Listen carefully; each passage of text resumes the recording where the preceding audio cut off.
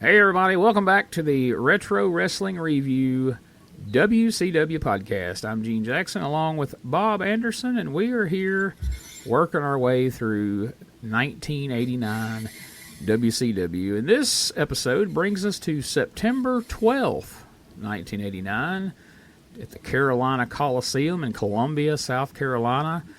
2,600 people filled the arena. I didn't quite fill the arena, but 2,600 people showed up. Better than our last Clash of the Champions we talked about, or not that one, the one before. The Raging Cajun was the bomb scare clash. They were packed into guts and glory like sardines. I don't remember what the attendance was, but it looked good. And then, of course, we just come off of Bash 89 that had, what was it, like 15,000 people there, roughly? A ton of people in Baltimore. Yeah, so, I don't know. I would have figured more people would have been there for this, although this was on a weeknight, because, again, it's Clash of the Champions. I don't remember what night that was, but it probably would have been like a Wednesday. I think they were Wednesdays, if I remember. Yeah. So, but, I mean, you got, in the main event, in theory, we'll talk about in a minute why that's not exactly the case. Theoretically, your main event was going to be Funk and Muta against Sting and Flair, which we set up at the Bash, and we saw how much fun that was there at the end. And we're going to see a little clip of it here at the beginning of this, if I remember correctly. But anything you want to say about the last show or this show or anything before we start watching along? I mean, we had built up the Bash, and it turned out to pretty much be a two and a half match show, maybe. But no, I mean, the feuds that we're building toward are going to be fun. I mean, Muta and Sting, Flair and Funk, any combination of that. Yeah. You got some acts that are being built in the company pretty well. I mean, the Road Warriors are still over. The Varsity Club is finally broken up. So 89 is still a good year for this company. If we were watching the TVs, I think, there'd be a bit more. But like I said, we're sticking to the pay-per-views. So let's see what we got here. Much like the Mega Powers, the Varsity Club explodes this event as Dr. Death takes on Captain Mike Rotunda. But let's get it going here. We'll, like we usually do, we'll listen to the first, like the little intro, and then we'll start talking over it. If I can get it to pull up here. There's that and that.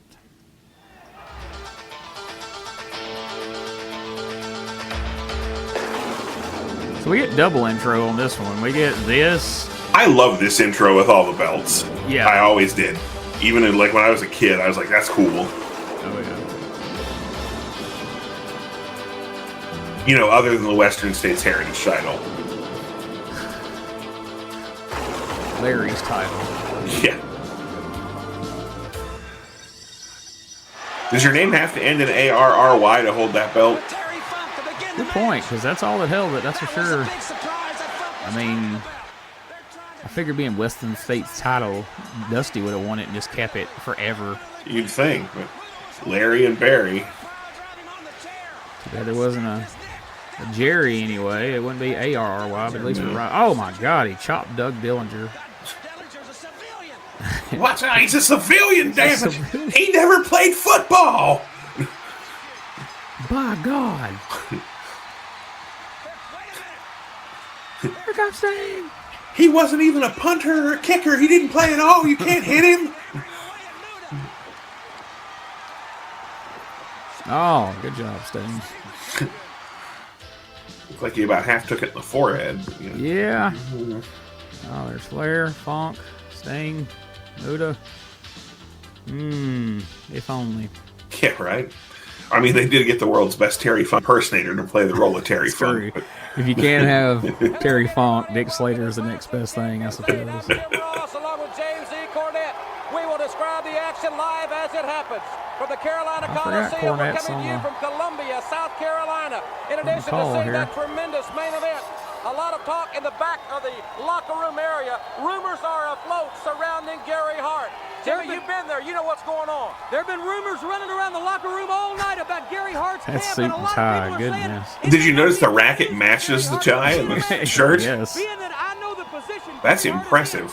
He has the chance That tonight is. on national television to make a dramatic impact on the sport of professional wrestling and to do some damage to Ric Flair and Sting. And I've got to believe, no matter what the rumors are, that Gary Hart has a plot concocted tonight to get the better of the Nature Boy and the Stinger.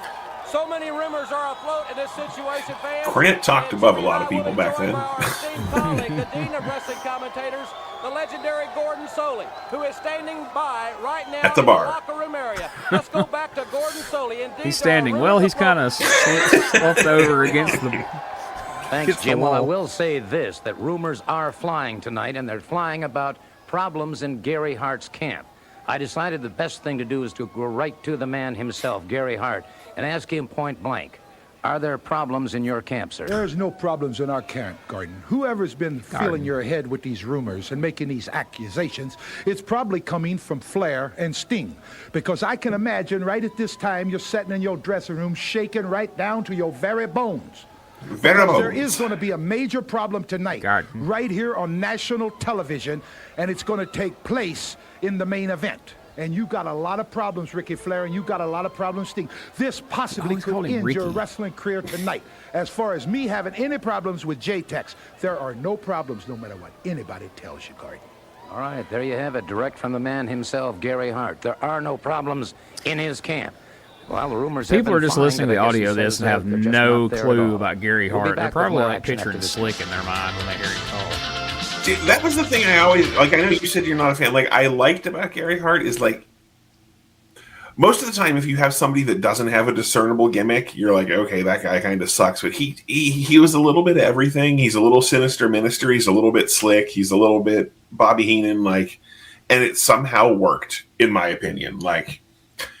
He enunciated clearly. He just, I don't know, like, he came across both slimy and like a guy you didn't want to fuck with, and like a guy that could call up a bunch of guys to come fuck you up. And I don't know.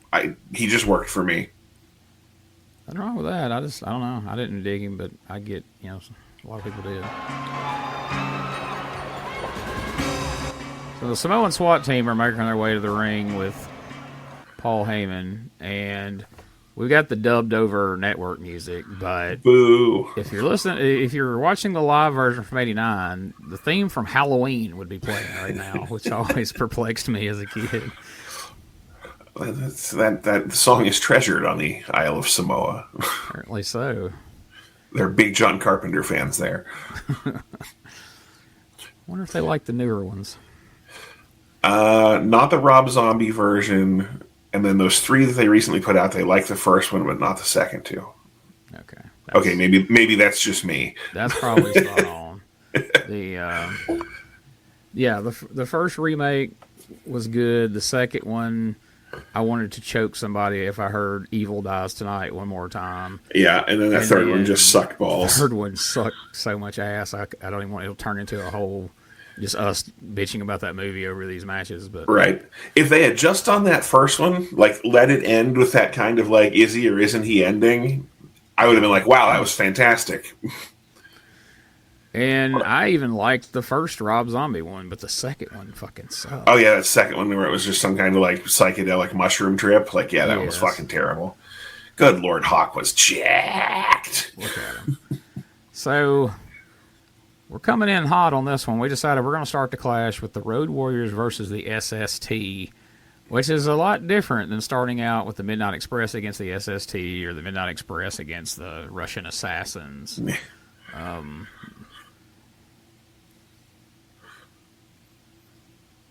Animal, so coming in hot, Animal just goes full bore like he just got a hot tag, and the match is just, sit your ass down, is what Fatu tells him here. I always like the matches where Road Warriors are against guys they'll actually sell for. Like, yeah, it made them a much more interesting team to me than just we're killing everything. Yeah, that was why, and people will probably crucify me. That's why I like Demolition better than the Road Warriors, because Demolition weren't the completely jacked to the gills fucking killing machines, and they'd go in there and sell for guys. Yeah, same gimmick, but with selling, like. Which added variety to the matches because I mean, every Road Warrior match was the same until you get to these matches where they have to sell some. At least that changes things up. Exactly. 100%.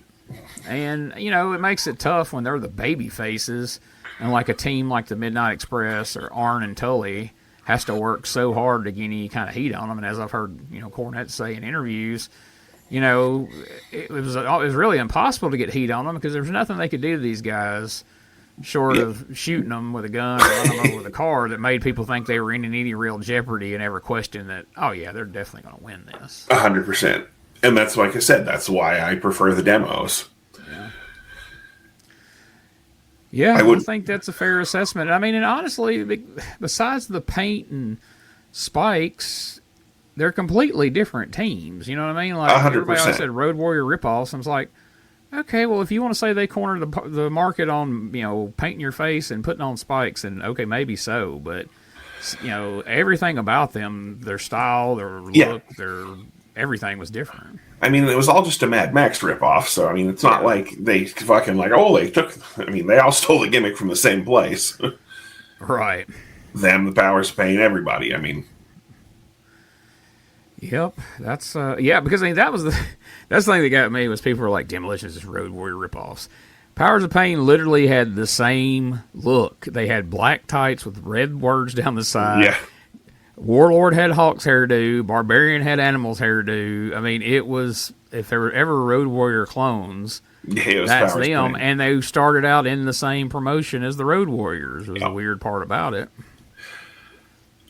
And then I always found it weird when Powers of Pain went to WWF as baby faces. Like, yes, that just didn't work. Like, and don't get me wrong, like, I've worked so many shows with Barbarian, and he's the most wonderful human being on the planet. Like, I don't know if you've ever had the opportunity. I've never met him, but I've never heard anybody have a bad word to say about him, be it fans that have met him or wrestlers in interviews. You know, never have anything bad to say about him or Barbarian because he will find them and murder them in their sleep. But like, I've never met Warlord, never met him, but like Barb, I worked a ton of shows with Barb for the promotion that right. I was. I don't know why I was thinking you said Warlord. Yeah, I did meet Barbarian a couple of times, and yes, he is a nice guy. But I've always heard good things about Warlord. Yeah, never had the opportunity to meet Warlord, but yeah, no, Barb. Like, I'd walk into shows and he'd be like, "Brother, how are you?" And I'd be like, "I'm good." "How is your wife?" He's never met my fucking wife, but he asked about her every time. Yeah, like, I always was impressed by that, and he was just always shake your hand, nice dude. And I'm like, you know, here you've wrestled in front of fucking 100,000 people, and I've was in front of 27, and you're treating me like we're equal. I always thought that was cool as fuck. And could kill everybody in that locker room with his bare hands at the same time if he chose to. Exactly. He don't have to be nice to anybody, but he chooses to. So exactly. And then you got guys from TNA that worked in front of 57 people that are trying to big shot you, and I'm like, exactly. Yeah, okay, had whatever. to keep a full-time job the whole time because they didn't make enough money in TNA to quit their job, but now all of a sudden they're a big shot on Saturday night in BFE, West Virginia. Oh my God. Wow. Double headbutt to the head and the balls. That's right. Or double headbutt to both heads, I guess. Yeah, it's a double headbutt, literally. Oh, shit, that lady chopped him across the forehead. Damn. That one to the nuts must have connected. Hawk's pissed. Probably. Steroids did enough damage. Don't headbutt what little bit I got left. And like I've said before, I fucking love watching the SST wrestle. As I've said, I do now and have in recent years, but back then I was indifferent to them. I was like, oh, SST, I can go get something to drink. But you were waiting for the Z-Man to come on, I know. Well, yeah. I mean, I thought it was going to be Zeus.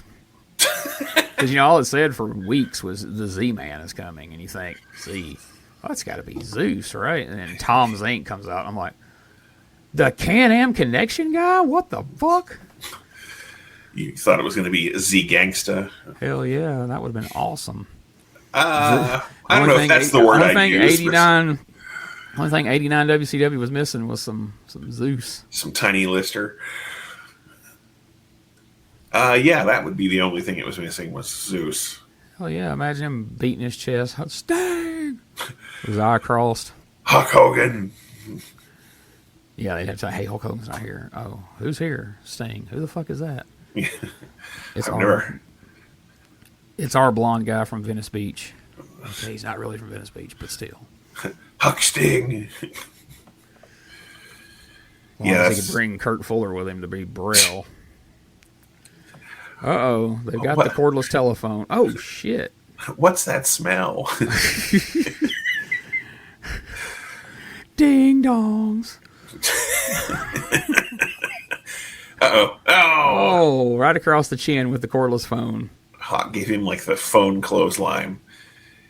Holy shit. I call that the phone a friend. Fatu up, man. Oh, shit. Doomsday. Oh, shit. He fucking on his neck. Boy, his head grazed the mat pretty good. He didn't eat it like Henry Godwin, but it was close. For comfort. Surprise, surprise, surprise. The Road Warriors have won here in WCW. That was a pretty goddamn physical match. Oh, Paul Ellering stomping on the phone. Of course, as I say, it took him a while because that's a 80s cordless phone. They're tough as nails. Say you can brick your house with those goddamn things. Oh, yeah. We forgot to mention this show is called Fall Brawl, which I think is the first Fall Brawl they ever had. That's true. Eventually it would become its own thing and become noted for the War Games. Nice catch by Hawk there. Look at this. Boom. He chopped him with the phone. Yeah. Pretty physical match between those two teams right there. It was. They got the show started with a bang here. Hard-hitting action. All right, let's get some Norman the Lunatic to slow this thing down. He's like, oh, God, how are we going to tape this back together? Oh, we teasing problems between Paulie and the Samoan? Oh, the Samoans are leaving Paulie in the ring. They threw what was left of his cordless phone at him and then left. This is an outrage. This would have never happened if Brock Lesnar wasn't in grade school. So now what he'll need is the most homicidal, suicidal, genocidal. We're still advertising the main event we know isn't going to happen. That's Gotta true. love that. Oh, here comes one of those cheesy Halloween Havoc promos. It's coming. A howling good time. Yeah, they keep with saying the it's coming monsters of over and professional over. wrestling. It's coming. That doesn't sound like Flair. Halloween Havoc 89 settling the score. A pay-per-view event bordering on the edge of insanity. Call your cable operator for availability if you dare. I can't we wait. couldn't afford Vincent Price, but Creatures crawl in every tube. I can't wait till we get to the that one where they electrocute Abdul the Butcher. oh yeah, that's it. Fidel! There he is, the man himself, the Cuban assassin, Fidel Sierra. That guy is a Top Gun for sure. He sure is. I wish Top Gun would have not just been a jobber on the Saturday night show. Look at this, Z-Man already losing the battle with the streamers on the way out. He just about took him down. This is Z-Man. He's kind of lost without Rick Martel with him here. God. One of my least favorites. All right, this should suck. I mean, we don't have some faith in no Cuban assassin, but when I'm rooting for Fidel, you know it's going to be a bad match. got his Hulk Hogan boots on tonight. See, those are some bright-ass yellow boots on top of your fatigue pants. Yeah, they kind of counteract each other. They really do. I guess it's the same as wearing camo and a big orange vest when you go deer hunting. But, That's true enough. whoa. Look at these drop kicks. Shades of Not quite jumping Jim Brunzell or Brad Armstrong, but maybe Tito. A little better than Eric Watts, I guess. Yeah, that's true. Good Lord. Those were some Mike Von Erich drop kicks if I've ever seen any. Just before he zipped up the sleeping bag. Oh, Jesus Christ, Gene. Oh, that was the weakest leapfrog I've ever. That was a step over. You didn't even call it. There was no leap to that leapfrog. Christ, Gene, you could do that leapfrog. I know. If Fidel can bend over far enough, I could throw my leg over and just kind of walk by. Well, look at this. His debut, and Z-Man's already phoning it in. Boy, this is going to be a great run. Shit, teaming with Pillman, so at least he looks kind of good. Yeah, little did Pillman know back there watching the monitor he was getting saddled with this dude in a few months. I'm sure he's thinking, at least he's a babyface. I won't have to wrestle him. Hey, we got a tag team partner for you. Fuck! And then after about a year, they're like, hey, we're going to put you guys in a singles match on Wrestle War. Pillman's just like... Does that make them the Am connection? Well, Pillman spent all that time in Canada. I don't know if they adopted him or not, but they could have...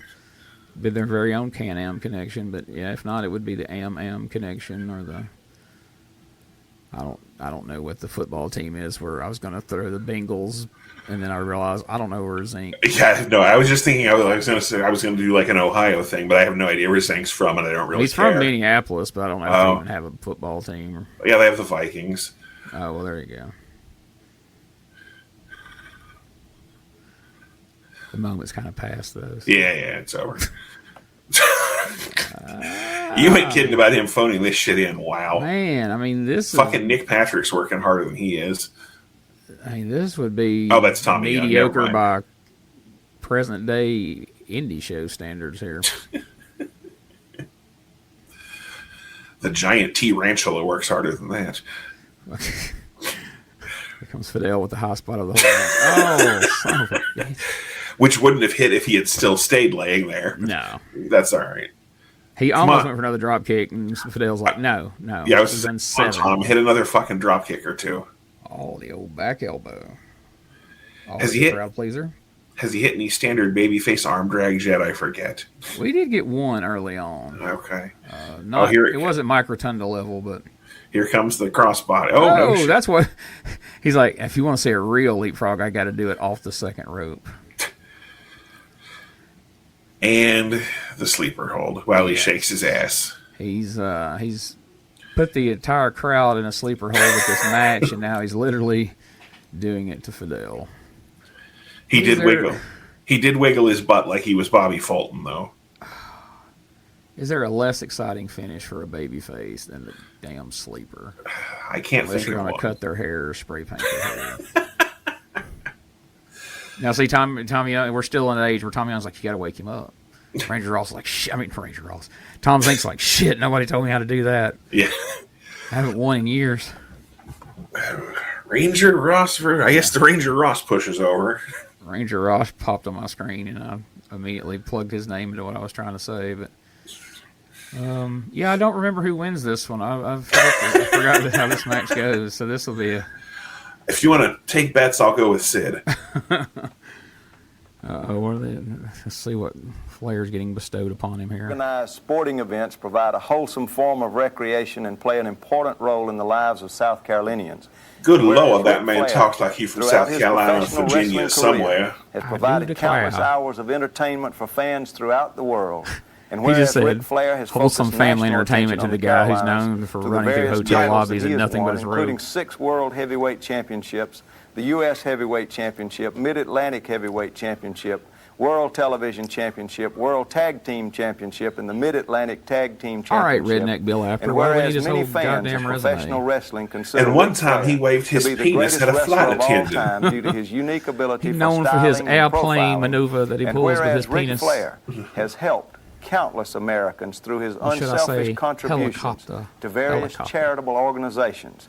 And whereas Ric Flair, through the international language of sports entertainment, has used his enormous talent to spread goodwill throughout the world. I didn't know we had Chat GPT all the way back then. Governor of the state of South Carolina, hereby proclaimed Tuesday, September the 12th, 1989, as Ric Flair Day. Thank you, Governor, very much. It's a great honor. Thank you. God, wrestling fans, the following Ric Flair on Downers that day? Yeah. Thank you very much. I appreciate that. Jesus. They probably filmed that at like fucking 9 a.m. after he went to bed at 7:30 a.m. Had to be. I've heard him cut more enthusiastic promos about George South.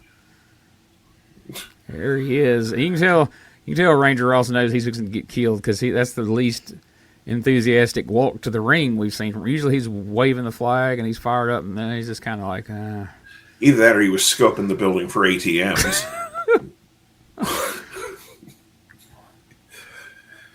Or I'm sorry, back then they would have been Mac machines. I apologize. Yes. There was a deep cut for all you old fuckers that watch this. Young kids won't understand it. Young kids aren't watching this, I promise. That's true enough. Find all the old fuckers like the rest of us. Here he comes. Jesus Christ, he was a fucking monster. Yes, he was. And there he is. Nice Zubaz, know what I mean? Wow. I miss though. I remember in fucking like junior high, there was a kid that wore fucking like orange and black tiger striped fucking Zubaz every day. What a style choice that was. Holy shit! Has Teddy Long got like a LL Cool J Kangol hat on, or what's that? I think he does, playa. That's it. Exactly. I saw the kangaroo on the side. That's exactly what he's rocking. Sid ain't wasting no time fucking Ranger Ross up. Teddy said, "Knock you out, Ranger Ross." There's his beret down on the ground. It's a bad day for the Ranger. Sid's like, "Shut the fuck up, Teddy." Look at Dan Spivey. He looks like Sandman when he wore the red t-shirt. Yo, Sydney.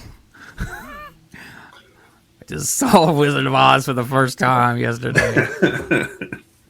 Whoa, a DDT! Holy shit, I didn't know Sid knew how to do a DDT. What the fuck? I don't think I know I never saw it before this, but I never saw it after this either. Oh, my goodness, here we go. Oh, the Al Perez. Oh, the helicopter. Ranger Ross like, what the fuck was that? You didn't call that. He's like, I don't have to call that. I just did a DDT. And these mugs are already up on the apron before the match even ends. 2, wow. 3. Get that shit out of here. Look. Sid brought the work rate tonight. Bobby's like, thank God I didn't have to wrestle tonight. Look at them lines carved in his head, too. That's. Bring out the guy that looks like he belongs on a wedding cake. Yeah, all Spivey needed was a cigarette and a kendo stick, and he would have been Sandman cosplay all the way. That had to be scary as shit right there. I'm sorry. You ain't wrong. Whew. It looks a little more believable when Sid does it, though, than when Al Perez did it to some of those guys. He could barely get up on his shoulder. And here it is.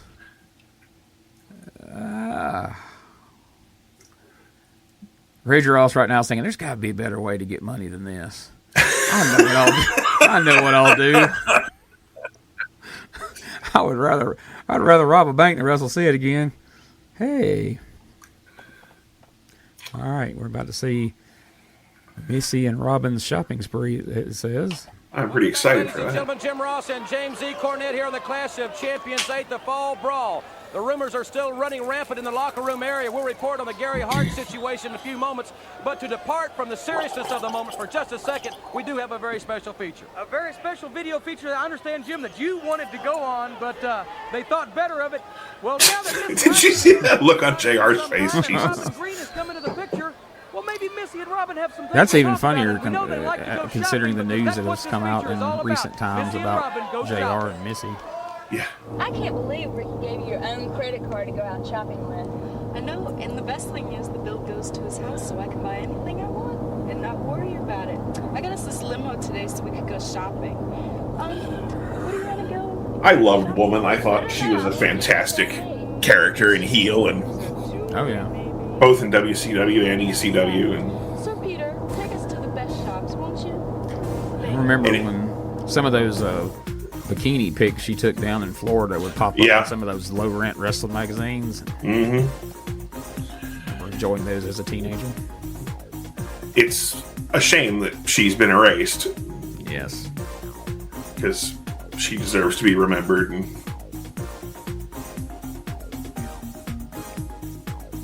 this is is definitely dubbed over music. This is not what was playing. This was, if I remember correctly, in the original broadcast, it was Material Girl by Madonna, I think is what was playing during this shopping spree. I think it's fine, but haven't you tried on everything in the store? Yeah, but I can't make up my mind. Maybe I'll just get everything. So, Missy, what did you think about the dress I liked it, but So if you're listening, the Rick, she said that the credit cards you use, and that's not Ric Flair, that's Rick Steiner. I'm going to guess he had a different credit limit than Ric Flair. I'm thinking so. yeah, I really But the story was there was this fan in the front row who was just a huge Rick Steiner fan that was popping up everywhere they went.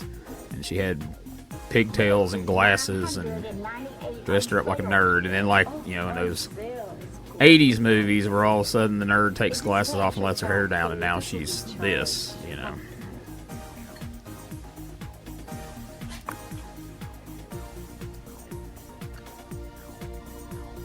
Driver's getting annoyed now.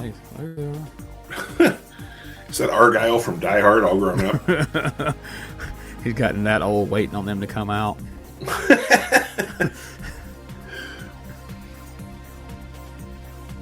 it looks like the old American Express might take a little bruising right there. I think Robin got the bulk of the shopping done. I don't think Missy was as loaded down as Robin was, but they picked up some items. They certainly... Yeah, so that was the gist of it. Missy comes out with 2 bags, and she comes out with 14. Because she bought a lot of stuff. She's a gold digger.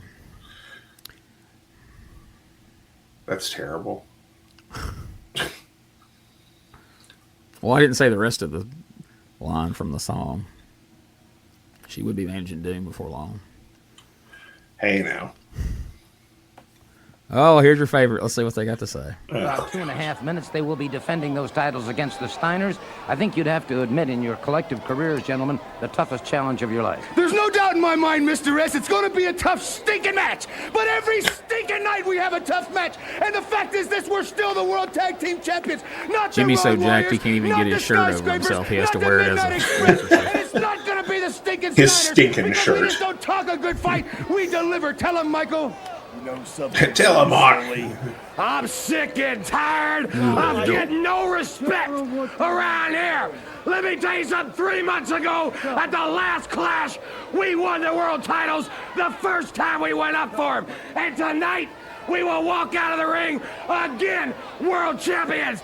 And you don't have to like it, you don't have to love it, but you better learn how to live with it. World Tag Team Championship match coming up right after we pause for these messages. They're so juiced they just stole Flair's catchphrase. Yeah. I wonder if that's the pitch to him like Hulk, if that's where Doc Hendricks got the well all the time, he said. So in the meantime, we saw him win those belts on the... It's coming. We saw him win those belts on the Guts and Glory Clash of Champions, and since then they have lost the titles on TV to the Steiners. Well, that's fortunate. And now we're getting a not unfortunate for this against the Steiners. So we'll see how that plays out here. Will Scott still be in his horrible yellow trunks, or will he finally have a matching singlet? No, we hadn't got the singlet quite yet. That's unfortunate. Yeah, I wish Missy would have been shopping for new gear for the Steiners at that point. But. All right, well, this is taking an uncomfortably long time for somebody that's felt we're a goddamn indie show. I was going to say, I'm about to have an epileptic seizure here.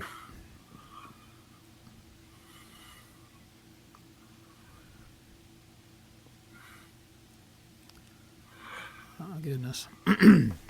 All right. So, welcome to the jungle. We've got fun and games. Maybe they're not the champions. So who are the champions if the Freebirds have lost them? Steiners don't have the belts, but I thought the Freebirds lost them to the Steiners. Maybe it happens here? No. It happened on like a Saturday night taping when it did happen. Yeah, they're still the champions. So I guess Michael just don't have his belt for some reason. They must have forgot to bring one of them.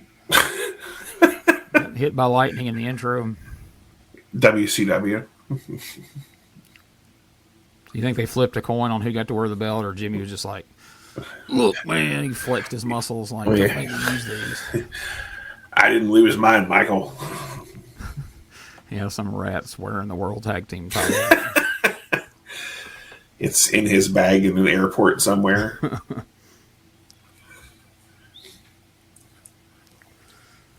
Yeah, I don't know. I was thinking they had already won the titles at this point, but I guess not. So just they're about to win one of them, maybe. Ignore what I said earlier. Yeah, they may win this one belt, but like I said, I'm almost sure they did it at a TV taping because there was some weirdness about the timing of how all of it fell. And this may actually be that. It may be the Steiners had won it at a TV taping, but then this was going to air live before, so the Freebirds come out as the champions. That may be what I'm thinking of, because I know that was a thing at one point. The TV tapings were so far ahead, the Clash would come up live before that had aired, and they would have to ignore the title change.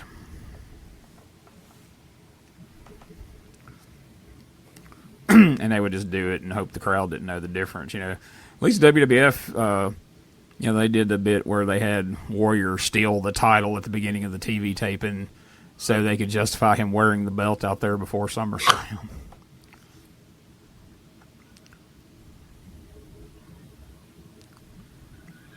Trying to see if I can find any information about it. Michael Hayes accusing Scott of pulling his hair. Scott's got a pretty impressive mullet already going on at this point. And he's jacked. Definitely jacked.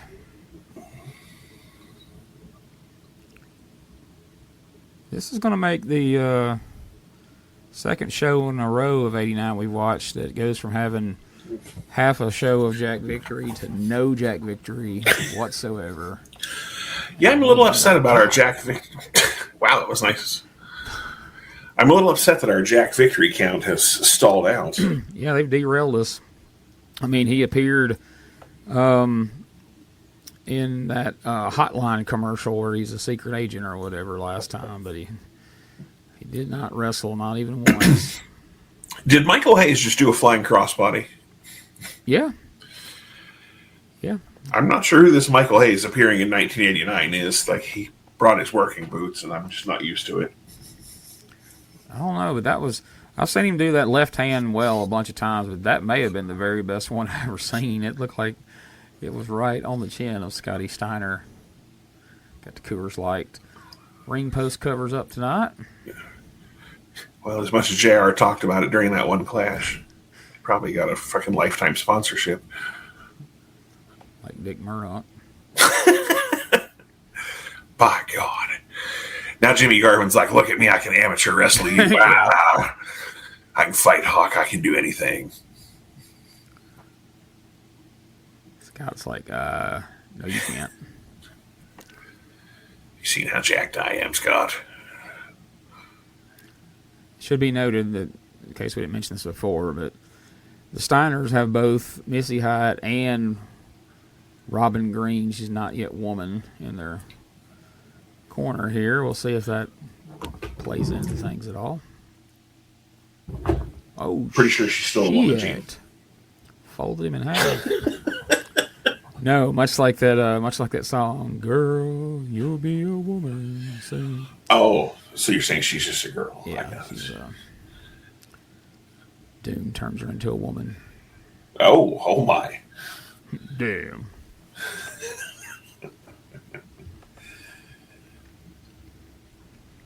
Oh yeah, Ron and Butch have kind of disappeared, haven't they? Yep. Ron was the first one tossed out of the T-Ring Battle Royal of the last pay-per-view, and he kind of fades into obscurity. And then the mysterious masked tag team of Doom shows up with Woman and Nitron. Nitron. The future Sabretooth. Yeah. Big Sky.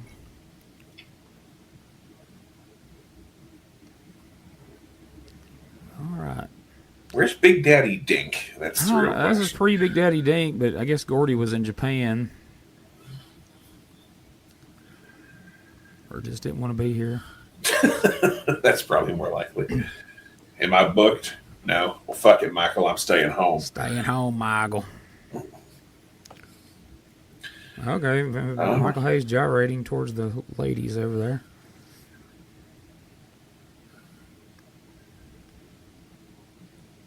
Rick doesn't seem all that bothered by it. Did Michael just cover his penis after gyrating like it never happened? He did, and then Rick just motioned his towards Michael afterwards. That was a whole disturbing exchange there between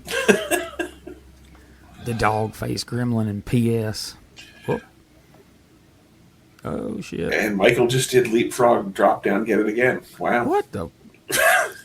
Jimmy Garvin diving off the top rope, eh? This is some weird reality we're watching here. Definitely is.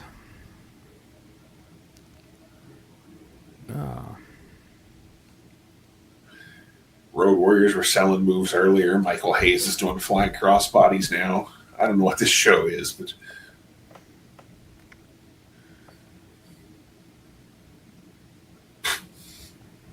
Kind of a half-hearted Steiner line there, not one of his best. Yeah. I guess he assumed since they were selling everything else, he didn't have to fucking knock his dick in the dirt, so... That was nice of him. Yeah. Oh. What the hell was that? I don't know. Let's tag Scott back in, Rick. Right? This ain't going well. You can see Hayes was calling something as he was being whipped into the corner. I doubt he called to be belly to belly. But yeah, I figured it was tag Scott. Yeah.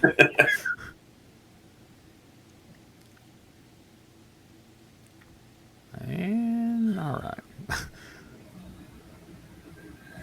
Great time for a crowd shot there. Oh, hey, look at that. When he did the crowd shot, I was just thinking, man, they've done at least since the beginning of '89, they're doing a whole lot less of those. Yeah, it was getting better. DDT by Garvin on to Rick Steiner. Second DDT of the show. One by Sid, one by Jimmy Garvin.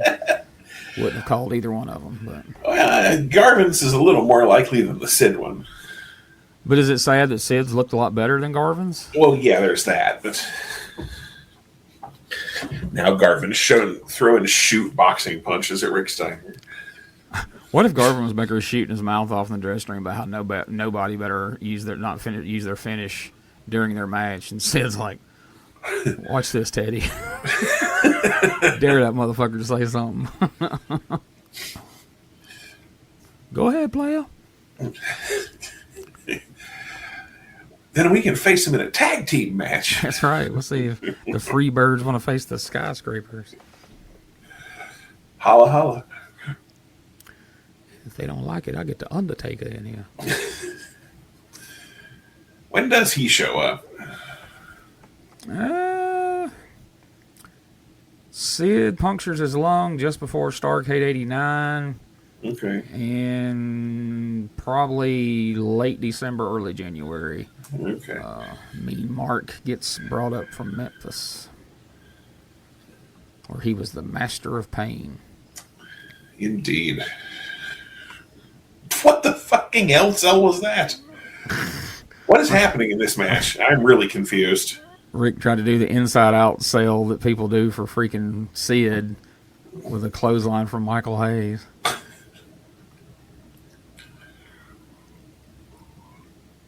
Oh, he can do it from Jimmy Garvin now. He's...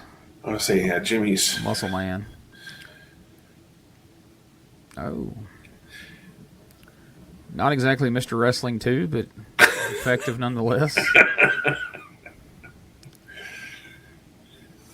I seen that clip the other night where Wrestling 2 is coaching Magnum TA, and they're out in the backyard, and it's Jim Ross is there holding the microphone, and Mr. Wrestling 2's in his mask and trunks and wrestling boots with a jacket on, like a long jacket on over it.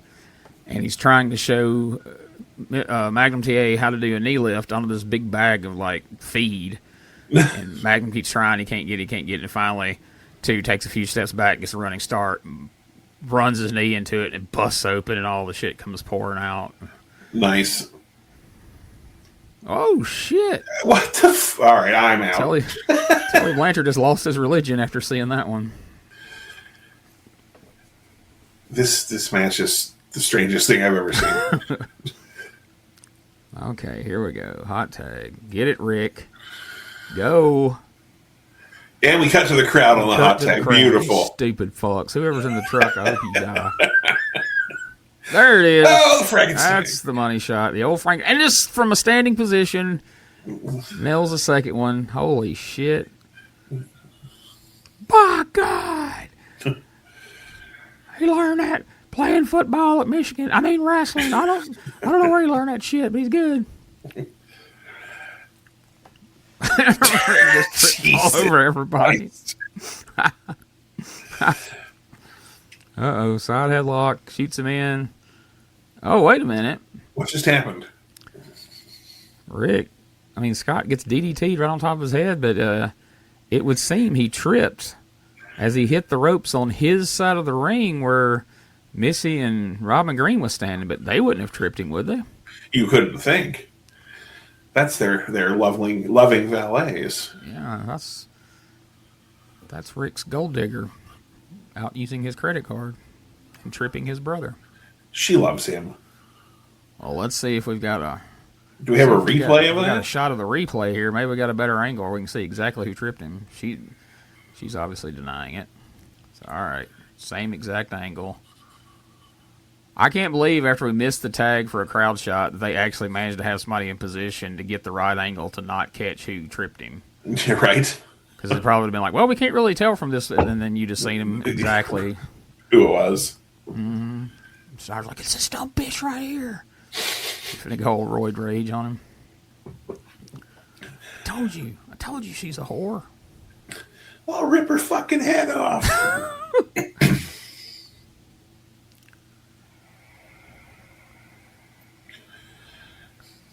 Guess this is before Scott started having his freaks, as he would say.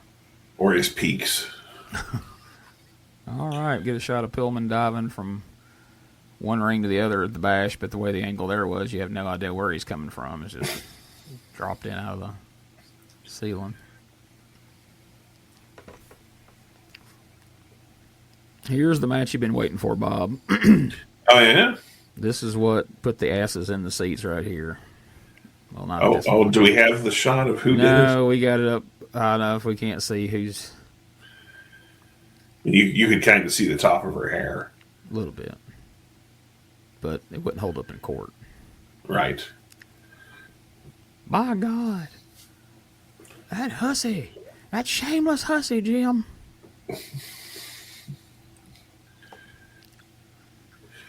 I bet she never played a single game of football. That bitch would have done me like that. By God.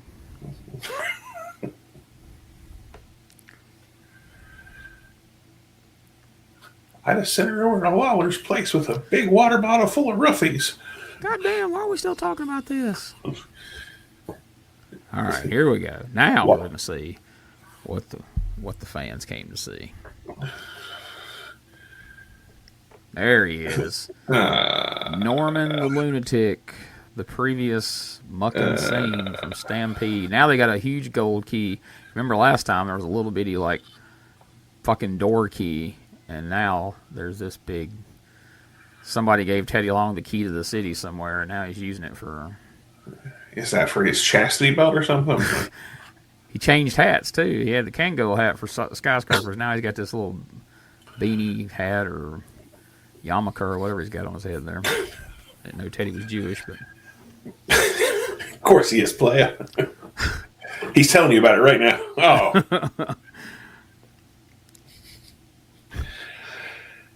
You know what I would do if I were trying to get Norman the Lunatic over? What? I would shave his head and wrap him in duct tape. You got the same thought process as Vince McMahon, pal. Oh, no. It'll be great, pal. It'll definitely look crazy. Flying Brian got sneak attacked while all his cheerleaders were out there jumping around. I was going to say, I thought you were going to say to get Norman over, he'd just go out there and mow through all the cheerleaders. And... Well, yeah, that would work too. He's not even wearing his Cincinnati Bengals tights again. What the hell? No. Norman's got a black wrestling boot and a tennis shoe on, so that, that way that's how you know he's crazy. Yeah. Only a lunatic would do that. Look out. Air Pillman! You think Brian nailed all those chicks that night? If he didn't, it wasn't from lack of trying, I'm sure. Holy shit. He almost Johnny Aced that. Wow. Is that going to be our new term for when someone botches something, they aced it? Yes, for the rest of this series. That is what botching will be called. Acing it, got it. Yeah, I bet most of those cheerleaders didn't get out of that dressing room safely. No. Woo! I was going to say, was Flair in the building? Yes, he was.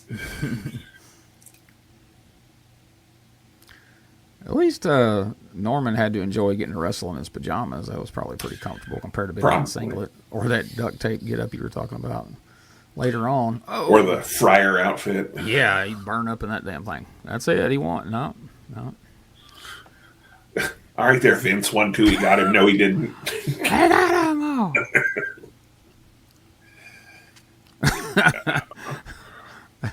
Because he's crazy. Yes.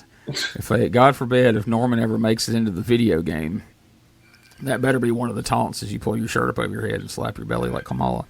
I'm going to bet you $100 Norman never makes it into the video game. At least not under the Norman gimmick. That is unfortunate. If they put him in the game, you know damn well it would be his Bastion Booger. Unfortunately, yes. So Pillman didn't move the first time. Oh. So he gets it the second time. So Pillman has gotten little wing things on his boots that he didn't have at the bash. So. Oh, because he's flying. Yep. Oh.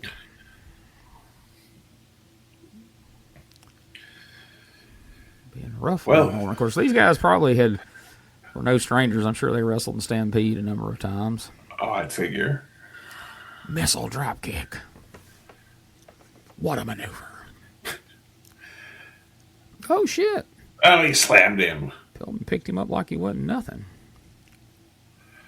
It was like the irresistible force meeting the immovable object or something.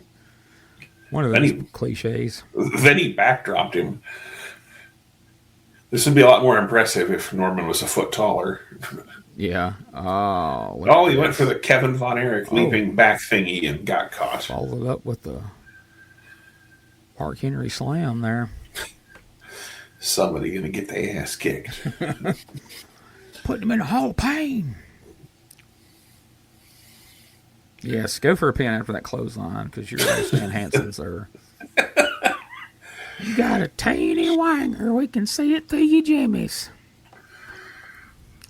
Oh. Crucifix. Ooh. Pillman took all his weight right on him, but he got it. Yes. Did he get it? That's over. Yes, it was executed just like if Norman was giving him a Samoan drop, but since he twisted his shoulders over the mat, he managed to get the win and not have to sell it. There's that civilian Doug Dillinger over there. Hope he's safe from Muda and not. All right, ladies and gentlemen, let's get to the JVC kaboom of the week. Look at that point how pointy Tig Long's head is pointing to that hat. Did you not see the key, player? Did you not see the key? Well, I'll stick this key in your throat. So pretty quickly into Norman's run here, we're already trying to get some sympathy on him to eventually turn him babyface because, everybody loves a lovable lunatic. Is that when he becomes a trucker? Eventually. He goes babyface Norman, and then he becomes trucker Norm. So, what's Gary Hart? I've got all kind of things going on. I've got one of the biggest matches in my career ever to take place. If you don't believe Funk's in the building when this is true, come with me. He's in the building. Well, all right, that's fair enough. I will check that out. That's for doggone sure. And I'll tell you what. Somebody put Rouge on the board. Later on in the program. Right now, we're going to pause for these important messages. Stay tuned. Yeah, usually it's just his nose that's red. I'm so humiliated. Got me painted up like a broad. Usually it's just at the... We'll return after these messages.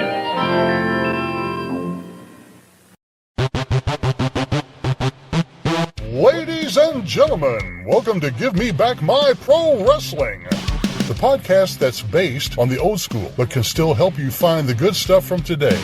Jimmy Street and the Plastic Sheik, Jared, are the undisputed tag team champions of the wrestling podcast world. From thought-provoking topics to superstar interviews to action figure expertise. This team does it all, and all they ask is, give me back my pro wrestling!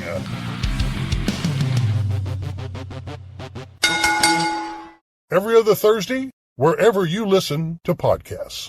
Hey guys, Ray Russell here. Lots of new stuff happening here at WrestleCopia. If you haven't checked out our website at WrestleCopia.com, it's a great way to keep up with the latest episodes of all of your favorite Copia programming, from the Wrestling Memory Grenade to Regional Wrestling with the Territory Talk, the Wrestling Stoop with the legendary Bob Roop, and of course all of those programs also available at your favorite podcast streaming platforms. And if you want to stay up to date with everything going on in the Copia world, all the latest news, random thoughts, fun videos, pictures, and more, make sure to join the more than 33,000 followers over at Facebook.com/Wrestling Grenade. Don't be left out. And last but definitely not least, it's what keeps the entire machine going. I'm talking about Patreon.com/WrestleCopia. We appreciate your support in helping us pay the bills to keep the WrestleCopia Podcast Network running and enabling us to continue to bring you all the quality programming that we offer. Relive the glory days of Memphis wrestling with the Retro Wrestling Review USWA podcast. Each week, we go back in time to review USWA Championship Wrestling from the 1990s, episode by episode. Join us for watch-alongs, behind-the-scenes stories, and exclusive interviews with people who were there and lived it. Whether you grew up watching it or you're discovering it for the first time, this podcast is your ringside seat to Memphis wrestling history. It's all a part of the WrestleCopia Podcast Network. Listen now at USWApodcast.com.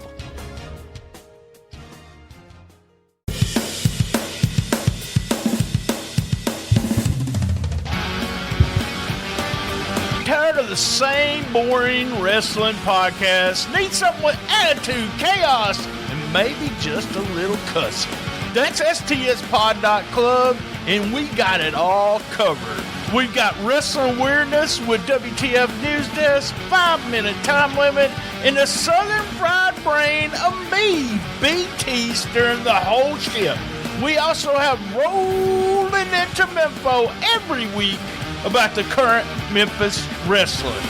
Interviews, hot takes, and wrestling outrageousness so wild it might get you banned in 12 states.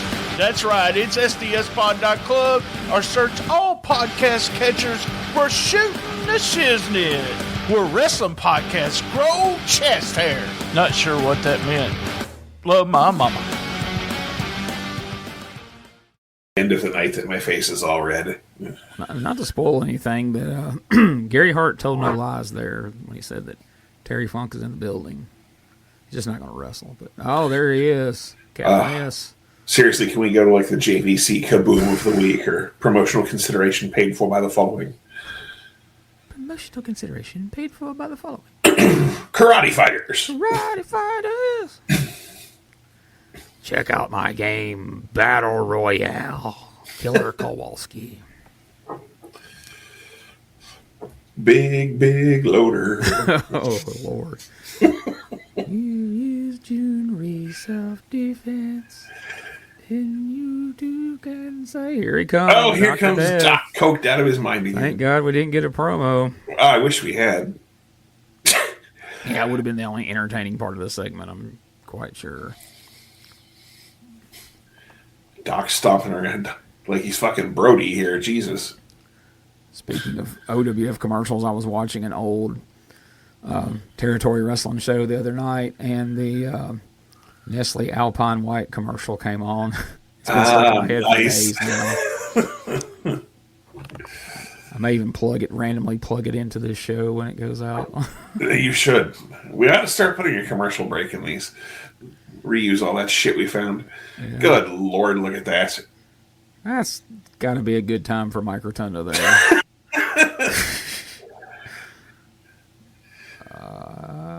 Boom. There's your JVC Kaboom Box Boom of the week right there. Perfect. He's got to move right. Oh.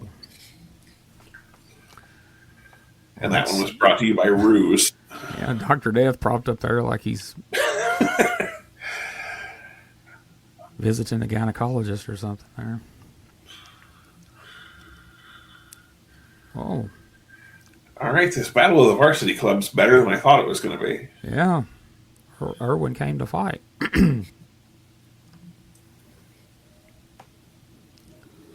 Damn it, now you got the fucking June Ree song stuck in my head. You're welcome.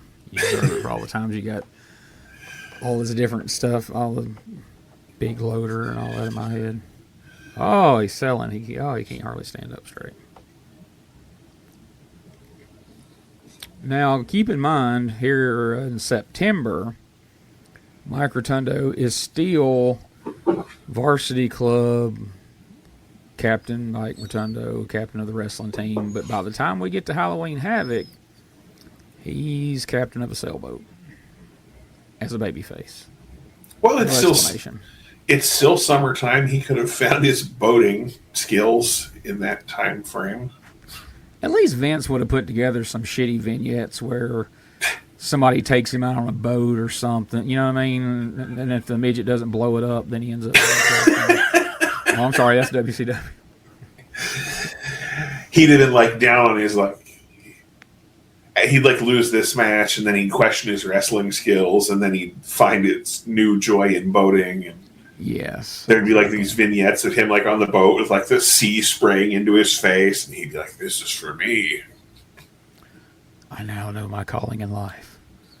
I shall be a captain. I'll still wrestle, but I'll wear a silly captain's hat on the way to the ring." Should have called him the skipper.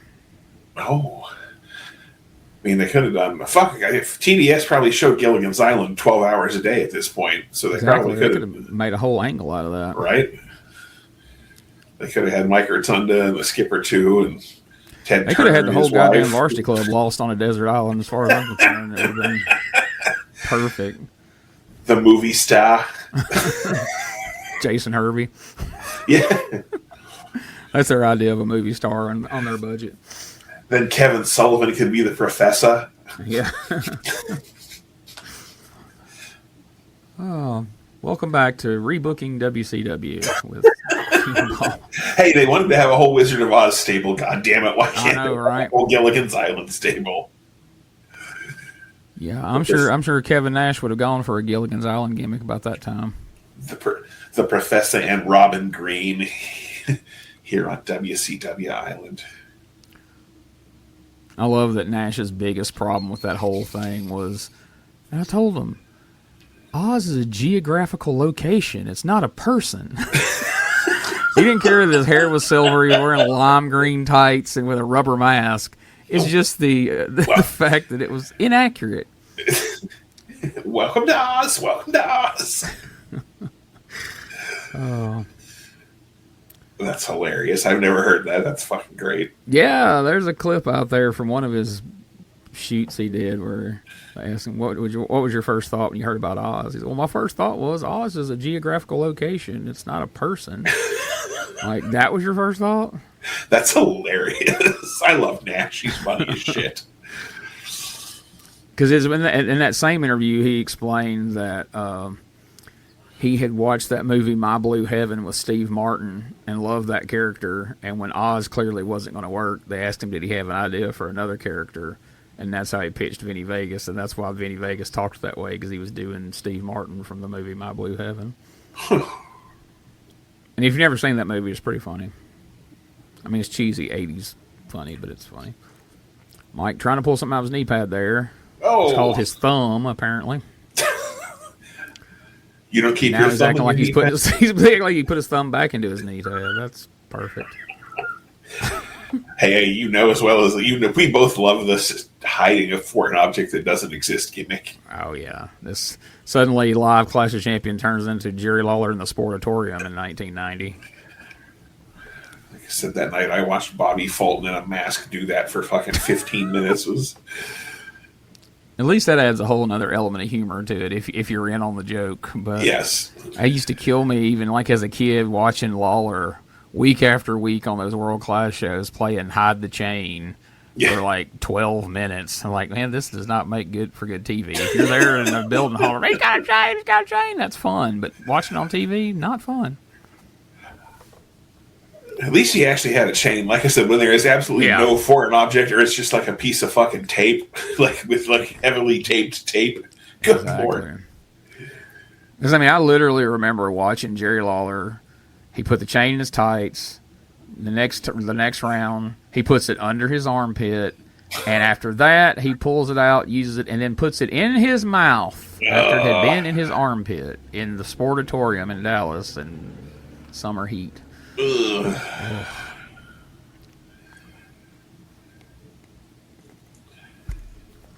Surprised it didn't end up in the armpit so they could do the gimmick where the ref raises his arm and the chain falls out. So. Exactly. That's what I was watching. I was like, apparently he forgot. It goes in the armpit last when you go for the pin so they can raise the arm. The chain falls out. But nope, stuck it in your mouth. Lord Rotunda likes that bump. He does. Figured we would have got a DQ off of it. Here we go. Trying for the Oklahoma Stampede, but Mike's holding on the ropes. What's going to happen here? Oh, you son of a bitch. Oh, he rolled through. He got him. He got him. That was the quickest fucking count I've ever seen in my life. Oklahoma. Football, wrestling. Ooh, this is not over. My God. Are you telling me we're going to drag this on further? The feud will continue. Got to keep working them house shows, brother. People are really digging this varsity club thing. We got to keep it going. I really like that spot where I stick my thumb in my knee pad and then try and use it, and then I stick my thumb back in my knee pad. They think it's a weapon. And then I run at you and fly over the ropes. People love this shit. Uh-oh. And people like it when you're coked out of your mind and act like a fucking... Cocaine. That should have been his theme song. He come out of the ring, too. Cocaine. All right, let's see if Luger does his thing here. Against the challenge of Tommy. What do you mean if he does it? Comments, Lex? You know, Gordon, so holding his hands together. He's ringing them like he's trying not to. Showcase event. Give him a minute, he'll do it. Live there it is. There it is. Wrestling history. And in every showcase event, Gordon, there's a showpiece. And there make no doubt about it. There is one showpiece in the NW today, and his name is the Total Package, Lex Luger. The man who trains the premier wrestler in our sport today. A man who was on a plane by himself in this sport today, undisputably. Undisputably. He transcends just being a U.S. heavyweight champion. He transcends the sport. Is he talking about that he insisted they fly him on his own private jet and he says on a plane by himself? Lex Luger is the greatest athlete to grace the ring that has undisputably. And Gordon, tonight, in front of millions of viewers, today, Gordon gets to showcase. It's going to be today, Gordon. Because the Total Package Lex Luger has the combination. They call me the Total Package, Gordon. He had to take a breath in the middle of the promo. Big when he's getting blown up. I have a multi-million-dollar intellect. Holding his stomach in. And you combine those with the desire and the capacity to win at any cost. And the Total Package Lex Luger is Left Luger. Well, thank you so very much. If confidence is a factor, this man is certainly out to win tonight. We'll be back after this message. He's definitely out of his mind. I mean, out to win. And they replay him on the damn turntable. It won't turn. Undisputably. Undisputably.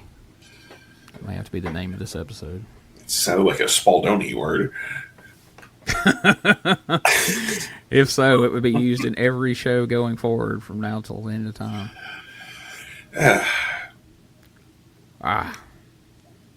It's coming. It's coming. 5. Settling the score. That's what WCW 89 needed, was Bundy. Yes. That's what everything needs. I was going to say, I can't say anywhere that didn't need Bundy if they could afford him. He squashes one chopper a night for $500. Hey, here's Tommy. He is. Got my blue jacket on tonight because I got my blue tights on. You know what I mean?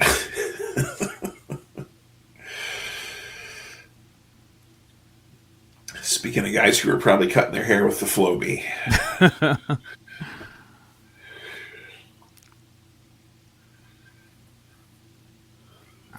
You know, as a kid, I was thinking back then, like, man, this guy's kind of getting up there. I don't know how much longer he'll be doing this. And he's still taking bookings, 2026. Yeah. How old would Tommy have been here in 89? Let me see if I can find out what year he was born here. Let's see. I knew it one time, but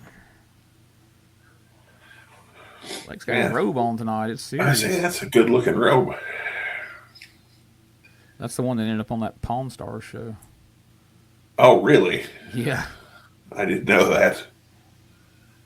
Let's see. He was born. Would they give him $300? No, he went there because somebody else had sold it, and I think he went to get it. I think. Well, I never saw it, but somebody told me about it.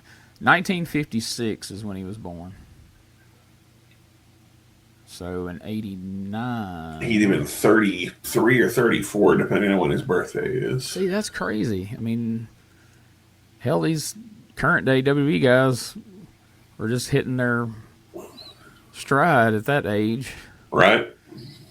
In wrestling, you're considered past your prime in the 80s, but nowadays, you know, all the top stars are in their 40s. Pretty much. I mean, CM Punk and AJ Styles headlined Raw last night. I mean, that's partially just because they failed to build stars, but that's beside the point. But we won't get into that rant. But yeah, no, you're not wrong. And back then, yeah, no, if you weren't, once you hit like 30, 32, you were washed up. Yeah, because there was guys that I used to think of as being really old, and they would kind of talk about how they're kind of even allude to them being washed up. And you go back now and watch it, and it's like, fuck, they were in their 30s. Like, what? Yeah. You know?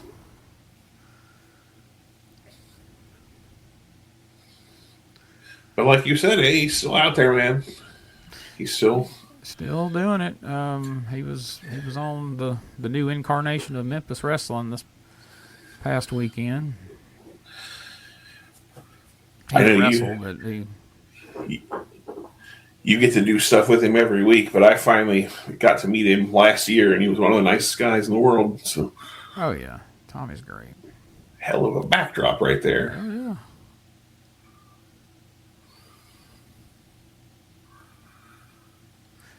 Yeah, I was curious of what Tommy would have to say about these matches. He had this one and a couple on TV, and he said that he didn't have any problem working licks.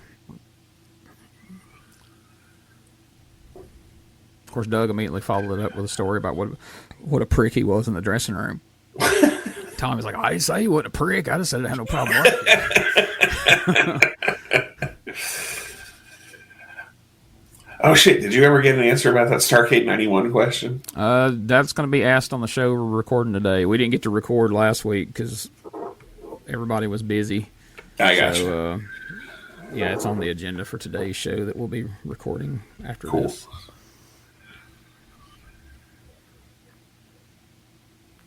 Oh. Damn, big shoulder block. Oh, and then he did the titty dance.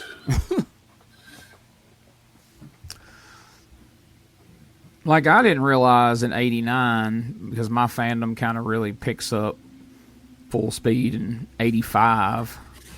Didn't realize how big of a star Tommy had been in Georgia in the early 80s. But, like, right, when cable first hit, he was the first national babyface star before Hogan.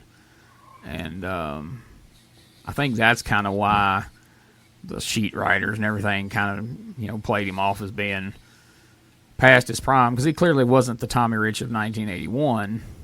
But this match, to me, I remember, watching it as a kid, thinking, man, he can hang with the U.S. champion. He's still, he's oh, absolutely. They say.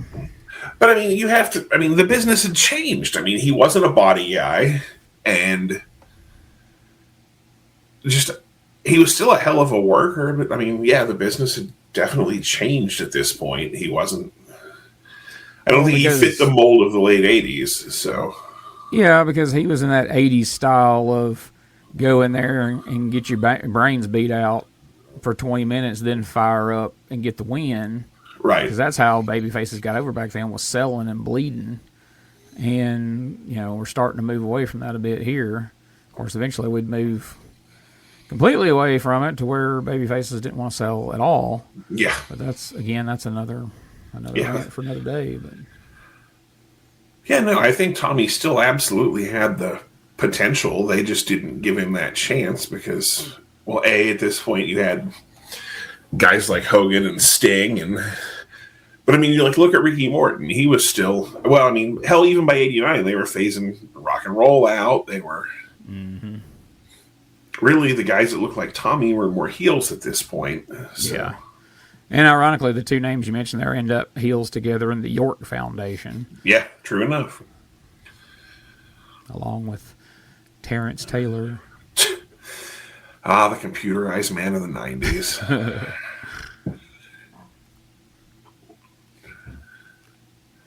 Who stepped in for Michael Wall Street once he decided to go be a... Once he started doing taxes. Yeah.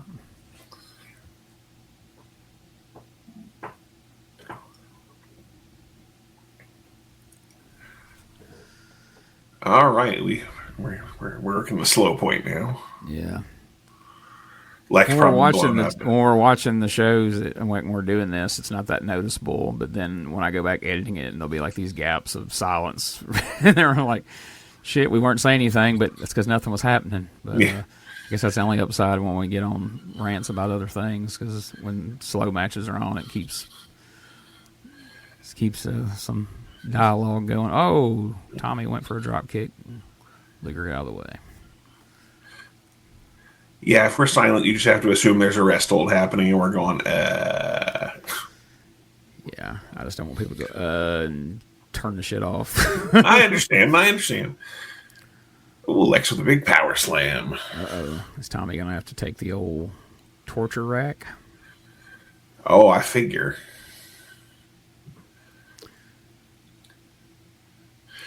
Which, to me, I don't know. I always thought the torture rack was kind of a lame backbreaker because it really doesn't look like it would hurt that much. Yeah, you're just laying across their shoulders. Right. Like that one that John Studd used, like where you're across the shoulder in the other direction. Like that shit looks like it could hurt. Yeah. But the way Luger does it, you're basically being supported by his huge shoulders. Exactly. Yeah, that one just... Who did I see? I saw an old match the other day where somebody put somebody backbreaker and it was like had them bent in like a U shape almost. Well, yeah. Now, like if he jerks down on your neck and your legs, different story. Yeah.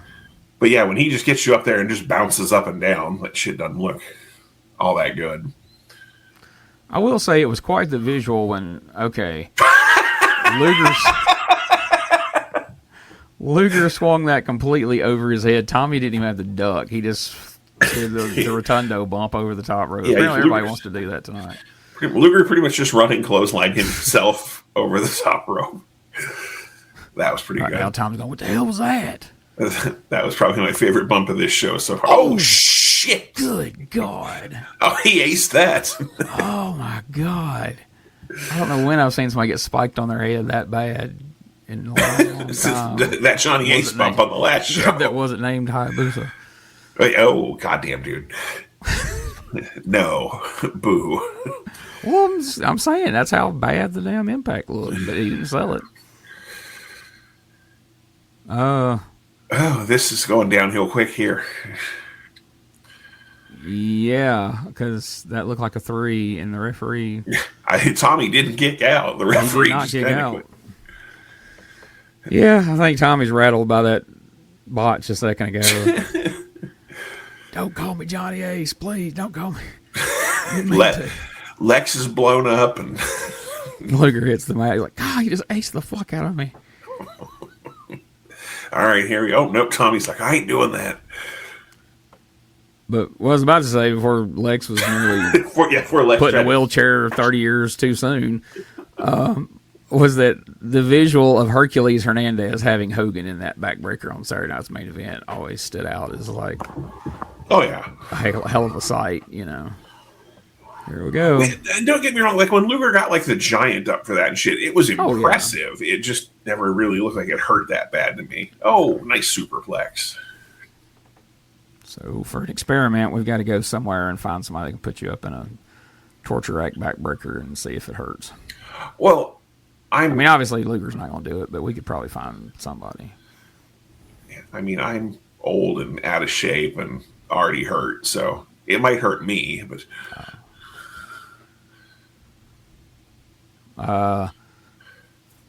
hold on, champ. You ain't Muda. You ain't fixing to go all the way across the ring, are you? What the fuck is Lex doing?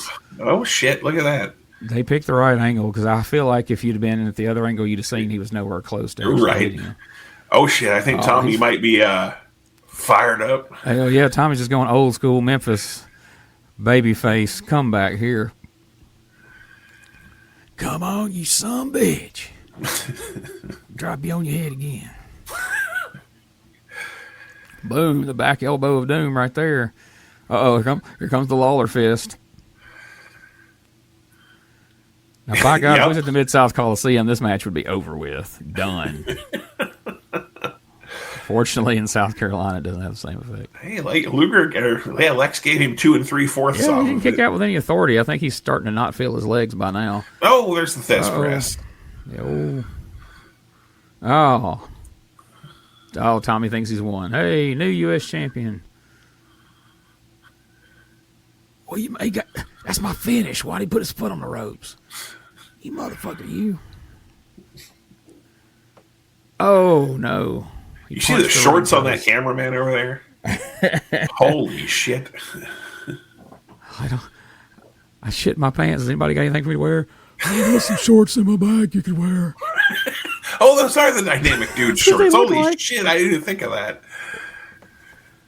Nobody's got anything else? No, they don't. Put them on. Those are the ones they flip off when they get to the ring. Yeah, tear away short pants. There we go. Wait, really? That's the finish? That was the finish. Wow. All right. Lex Luger.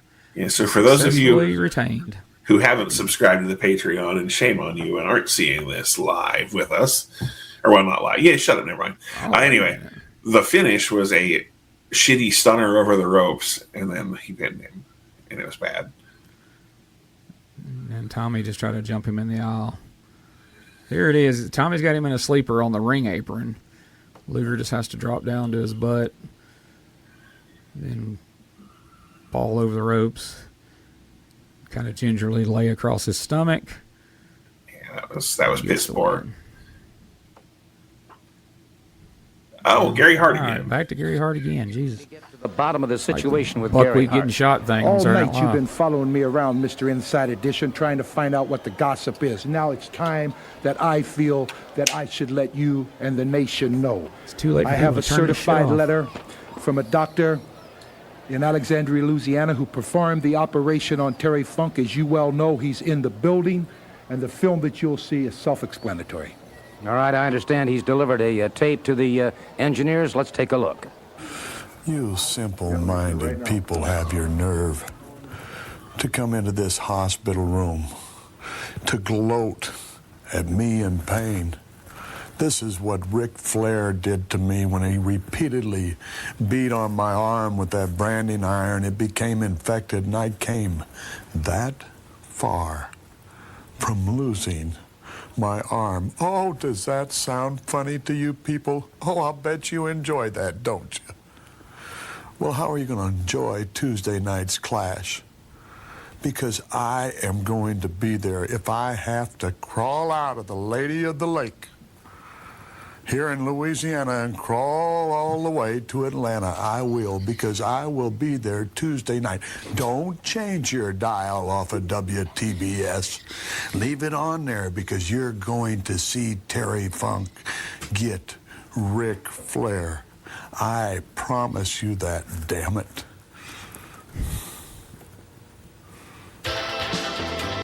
Most low-key Terry Funk promo right. you'll see for a while, but he's putting over the fact he's in the hospital and in a bad way.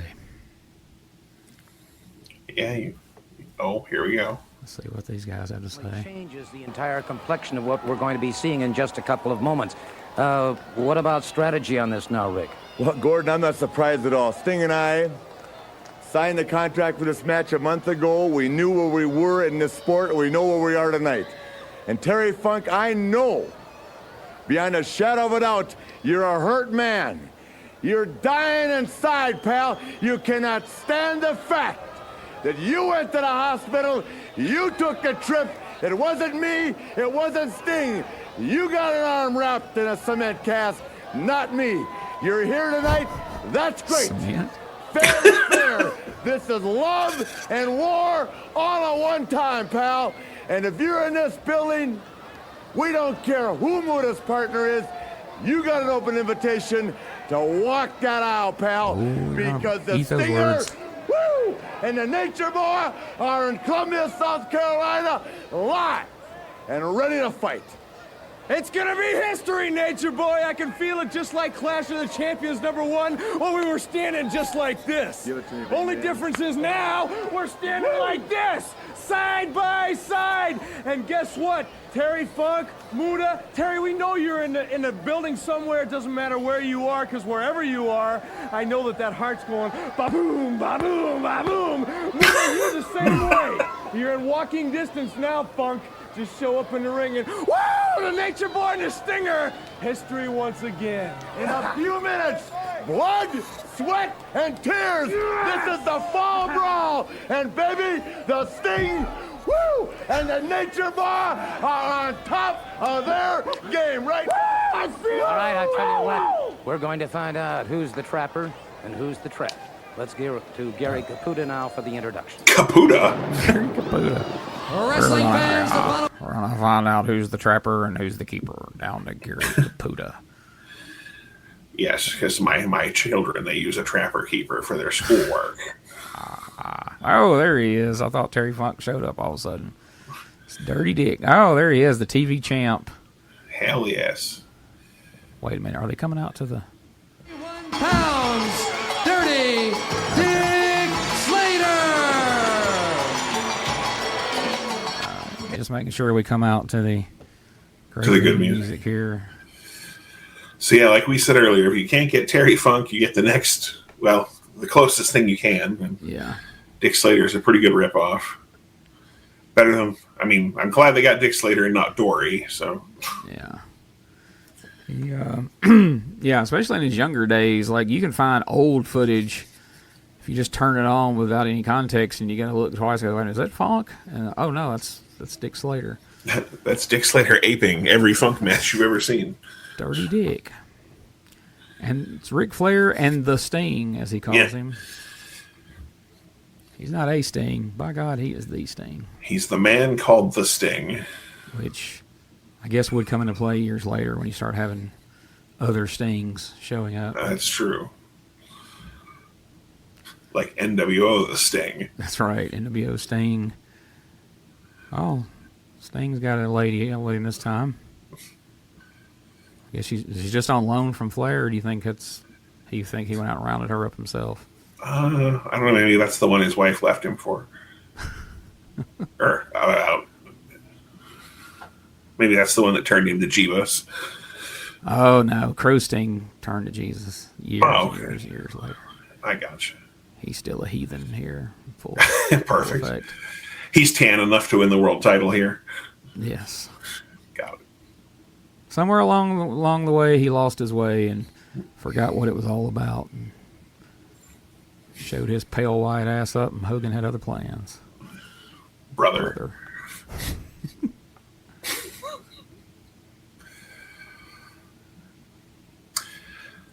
I often wonder what WCW would have ended up like if fucking Hogan had never shown up. It's hard to say. I mean, I know for the wrestling fans that like wrestling and don't like Hogan and are here for the work rate and all that horse shit, don't like him and, all that. But he did, at a time when WCW was on its ass financially, did bring in a lot of money and put new eyes on, the highest grossing pay-per-view of all time, at least for a long time, was Bash at the Beach 94, where he wrestled Flair. So, it wasn't all bad financially for a long time, but... Agreed. But, like I said, just curious if, they would have went out of business or if they would have kept on, or... Because I liked the product. I don't think they would have went out of business. I think they probably would have stayed on a slightly smaller scale that probably would have been more manageable. Because once you bring Hogan into the picture, and then you start thinking, oh, we're just as big as WWF, and you start trying to compete with them on their level. Okay, sure, for 83 weeks it was a good idea, but once it fell off, it was... Like maybe if they had just gotten Savage instead of Hogan, that kind of thing. But I've heard people piss them off, like, well, you're at Hogan and then all the title matches are the same. It's such a formula. Like, motherfucker, you don't think Ric Flair had the same goddamn match for 15 fucking years? You can't say that's the downfall. Now, maybe the cheesy Dungeon of Doom and rehashing every feud he ever had in WWF didn't help matters, but they needed to do something. I just don't know if that was it in the long run. But yeah, like I said, just a curiosity of mine. I liked the product in '94. I enjoyed the Stud Stable. I was enjoying Regal. I was enjoying a lot of those. So, like I said, the good thing was for '94 and even starting into '95, he was just a segment of the show that if you didn't like it, you could ignore. But then he started bleeding into everything. Right. And that to me is when it really got, to be a problem. But like I said, it would be an interesting, scenario for somebody to play out. Yeah, a what if they had, even if they had taken Savage, I think it still could have been the same product, because Macho feels to me like it didn't have to all be about him. Yeah. But anyway. That was another problem too, is, now your biggest babyface, Sting, has to play second fiddle to Hogan, and then when Savage comes in, he pretty much gets knocked down to third. Yeah, and I feel like Savage and him could have coexisted. Yeah. Whoa, what an arm drag. Yeah, let's get back to this match. So, Muda's been having some impressive work so far, and now we're going to go, Dick Slater doing some Terry Funk. Shit, get in there. Yeah, this reminds me back to 1993 when WCW brought one of their B or maybe even C level house shows to Columbus, Mississippi at the Lavender Coliseum, where we grew up watching Continental. And the main event, it was right after, it was not 93, it was in 91, because it was 6 weeks after Flair left. And the main event was Junkyard Dog and Dirty Dick Slater. Oh, looking dear. Exactly as he does right here. And the whole place, not that there was a lot of people in the place, but everybody that was there joined into a "We Want Flair" chant that me and my friend started. But that's the night I became a Kevin Nash fan. It was Vinny Vegas against Van Hammer. Oh, God. And so me and my four friends were the most vocal in the front row on one side. And we started calling spots, and we were cheering for Vinny Vegas, and we started calling spots, and he would do the spots we were calling. That's awesome. Big boot. They gave him a big boot, and then my buddy goes, "One more time," and Nash looked at us and winked, shot him off, gave him another one. That's awesome. And then we called for the Snake Eyes, and he gave it to him, even though that wasn't the finish. I don't even know if he was probably supposed to do it. We go, "Snake Eyes," and then eventually we started chanting, "Snake Eyes, Snake Eyes." So Hammer runs in and misses a spot in the corner. Nash snatches him up, gives him the Snake Eyes, and then kind of walks around, comes over there and bullshits with us, and eventually Hammer schoolboys him and gets the win. That's awesome. I mean, the show sounds terrible, but that's awesome. The show, so let me tell you, the show opened with the Cole Twins against Tex Slasher and Shanghai Pierce. Jesus. Then we had Johnny B. Bad. Oh, who did Johnny B. Bad wrestle? Another lower card guy. I can't remember who it was. Michael Hayes versus the Barbarian was the semi-main event. Jesus Christ. And the main event was JYD and Dick Slater. I wish I could remember who Johnny Bay had wrestled, but yeah, it was... It sounds fucking terrible. If that would have been like your typical indie show, they would have all came back in like a 12-man tag match or something. Yeah, right, or a battle royal or something. Yeah. But yeah, if Dick Slater could have like killed us by a look, we'd all been dead. Because as soon as we started that, we won't play each other. You shut your mouth. You got Dick Slater. I'm like, unfortunately. Of course, by then, you know, Dog in 91 was 400 pounds. I don't think he ever even left his feet. Like, he didn't even get down and do the crawling around headbutts.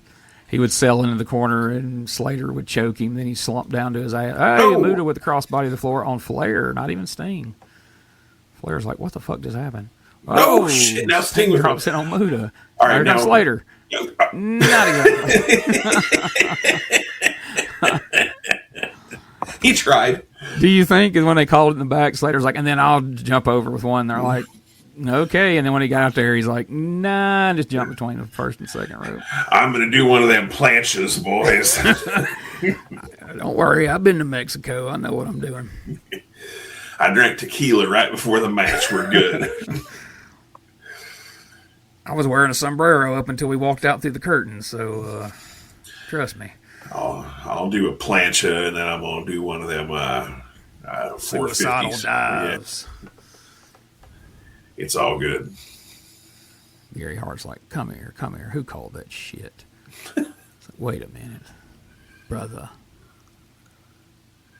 All right, you get back in their mood. I'm going to slip you my straight razor. You slice Flair from stem to stern. Oh, shit, they got the... Gary Hart's like, not yet. It ain't time for that. You can't even see it. It's covered by this towel. He's like, I had it perfectly hid. Now you've ruined the spot.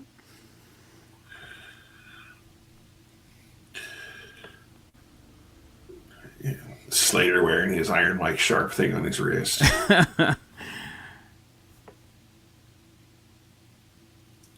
Yeah. I found it funny. Flair talked about Funk's concrete cast, and now here's Dick Slater with a damn cast on.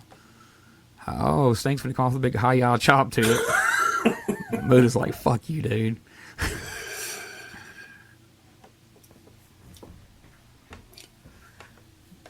Amba. Yeah, this is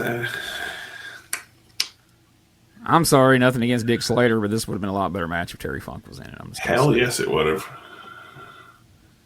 Muda's like, I'm fixing to liven this up. Dick Slater wasn't interesting until he started taking a hard line toward things for like 6 weeks. Yes, when they put the two dicks together and made the hard line. So I thought they should be called double dicks, but Dick squared or something. You say they were docking? That'd be their finish.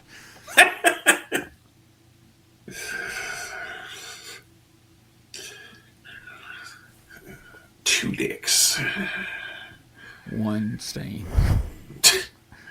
Be the worst porno ever. Why are we keeping Slater in the ring? Like, we could be doing a lot more with Muda, I feel like. I'm not really sure. Like, shouldn't they be getting heat on the baby faces? Like, I'm not understanding this match much.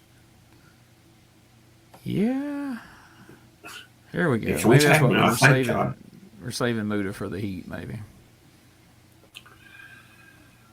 Okay, look at that. They clever it, Tony.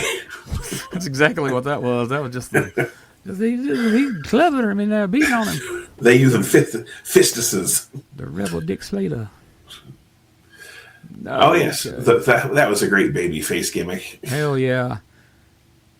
Whenever somebody tells me Vince truly was a genius, I go, yeah, because he let Dick Slater be the rebel in New York as a babyface. It's like, well, they weren't all good ideas. I was like, well, then he can't be called a genius. If you're capable of having ideas that shitty, he had his moments, but he wasn't a genius. Yes, I can point out Rebel Dick Slater, Bastion Booger, T.L. Hopper. T.L. Hopper, the Goon. I mean, we could fill up a roll. Freddie Joe Floyd.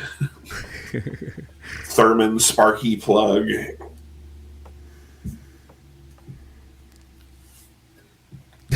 The Powers of Pain suddenly turning into one's the Phantom of the Opera and the others were deer horns and fur out to the ring. It's like, what did you do to the Powers of Pain? I mean, they needed repackaged, but I mean, the Barbarian gimmick kind of worked, but yeah, whatever the fuck that thing with the Warlord was the shits. I mean, he had a silver metal looking Phantom of the Opera mask and a big staff with a large W for Warlord on the end of it. Just in case you didn't know what he was, he's the Warlord. Right. Yeah, that was something.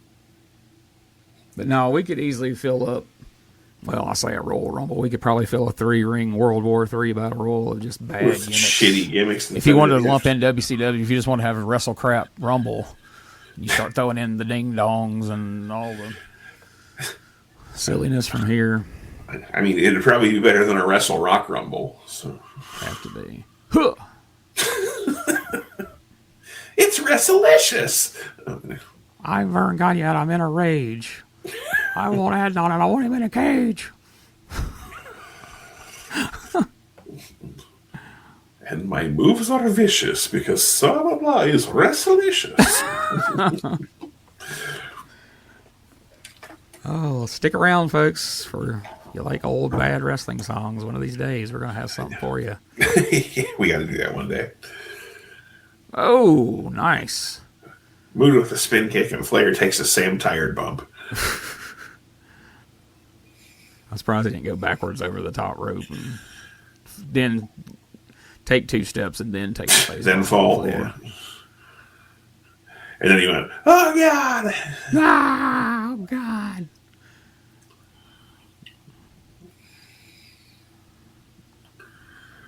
Surprised he hasn't bladed yet. That's what I'm thinking. And he slams in the rail and starts doing them short punches. I think Slater's expected him to. Flair's like, we're on the Clash. We can't do that. Slater's like, I haven't wrestled you since '84. Like, here comes. Yeah. Oh, shit. Slater's like, I've been slumming it on the fucking Outlaw shows for the last 5 years, buddy. Uh-oh, there it is. The nerve hold. Much more effective once you've put your fingers in your mouth. I find that to be green. I find that to be the case for most things. You just stick your fingers in your mouth and it makes whatever you're doing a little better. Wow. I'll keep that in mind. Yeah, I mean, like next time you're like, I'm going to have me a sandwich. Stick your fingers in your mouth before you make it. The sandwich will taste better. Good to know. Well, they showed that crowd shot a minute ago. That was not a great time because there was a half a dozen people who looked they're having the time of their life, and there was another half a dozen who looked like they wanted to kill themselves. Oh, Sting's fired up. That half dozen must have known that Buddha was going to tag out. Comes over and clubs poor Muda in the head for no good reason. Muda tags like, all right, you want to hit me, smart ass? Sting, sell something, you son of a bitch. He's fired up. He doesn't have to. Oh, poor Muda. Let's grab it up by the balls again. It's breaking down here, Jim. Gee, I wonder what's going to happen with that branding iron at ringside. Splash. What branding iron? I didn't see the branding iron. Oh, yeah, that's right. I saw a towel laying over there. He's going for the Scorpion Deathlock. Not a sharpshooter, a Scorpion Deathlock. Oh, Gary Hart made sure the coins. What the hell did he just hit it? Okay, I was going to say. Roll coins. The old roller quarter spot. Yes. Nothing kills a wrestler quicker than a punch with a roll of coins. Well, obviously, it would make things hurt so much worse. Oh, I mean, it ended Nick Bockwinkel's last world title reign. Son of a bitch, Larry Zbyszko come and handed him roll of dimes to Kurt Hennig. Of course, for the quarters. Yeah, I'd say, of course, in the AWA, they use dimes and not quarters. That was half the house that night. Oh, no, shit. I thought that was going to go way worse than it did. It was like, I thought all you guys in America do a handstand when you go for a pile driver. No, you just hang there like a goof. What are you doing here, Dickie? Oh, that... Okay. Oh.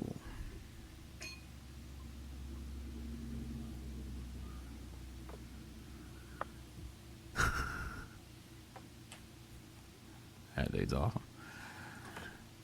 And look at him there driving the knees into the back of the Stinger. So that's a couple of different times now where the match broke down. I thought we were headed into the finish, but then it settled back into a tag match. Yeah, it's unfortunate. No. All right, now, in today's era, Muta would have went to the second rope and did a springboard moonsault to the floor on the Sting. But well, of course. Up in 89.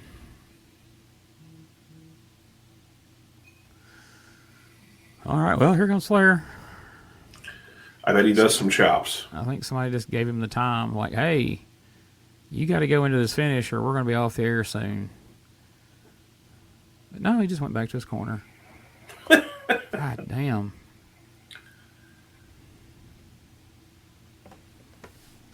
This is certainly no Mega Powers versus Mega Bucks. I can say that much.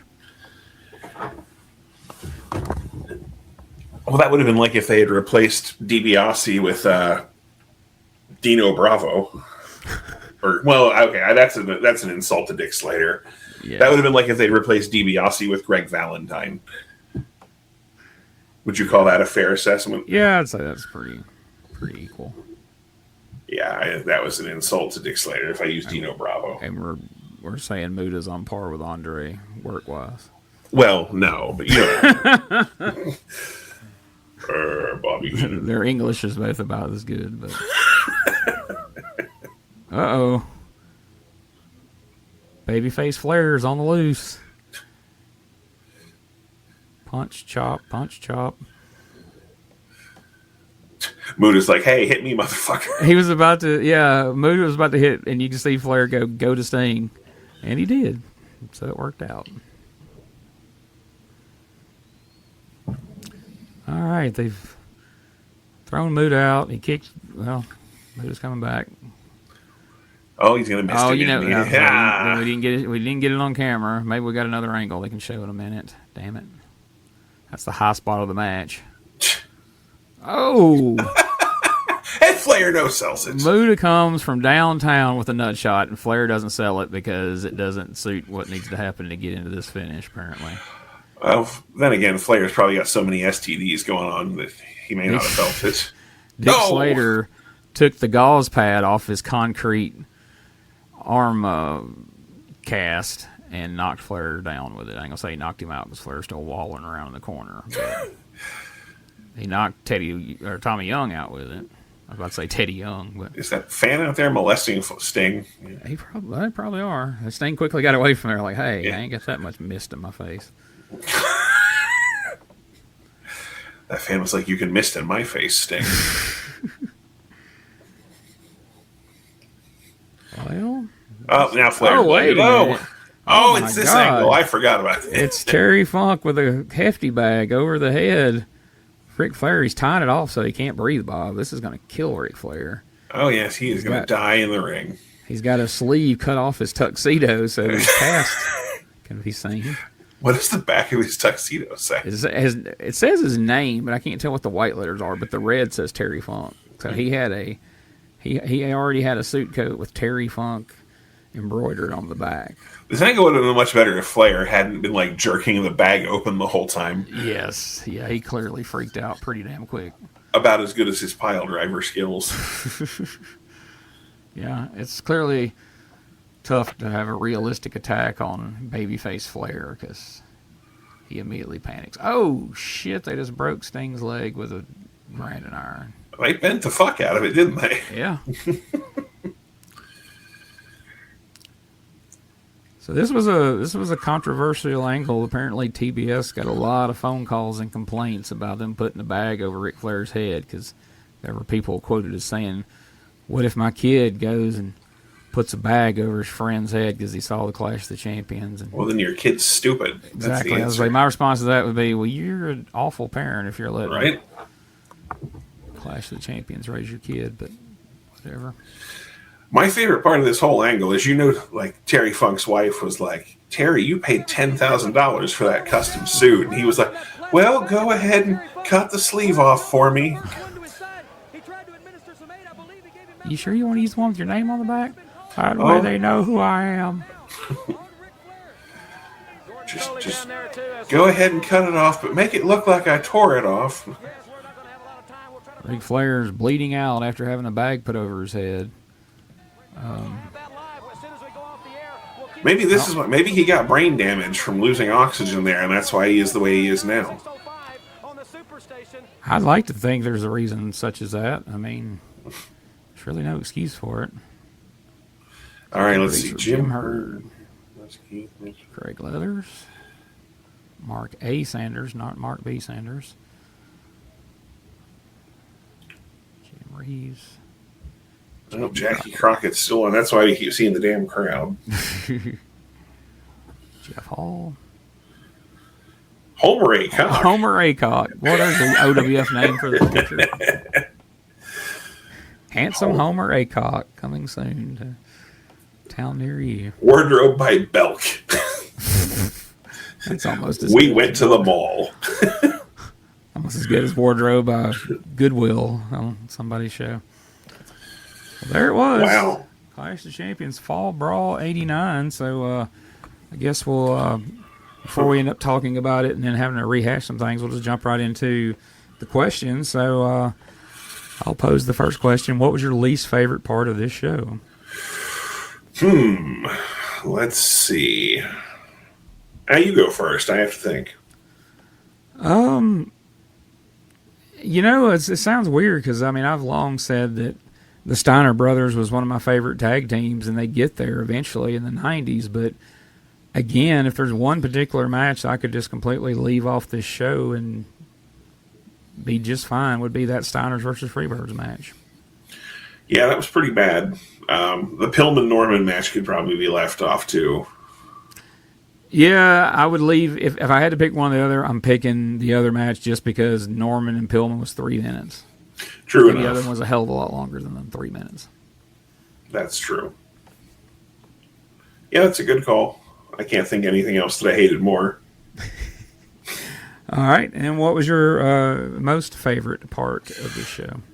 That's a tie between the Luger Tommy Rich head bump and Sid's DDT.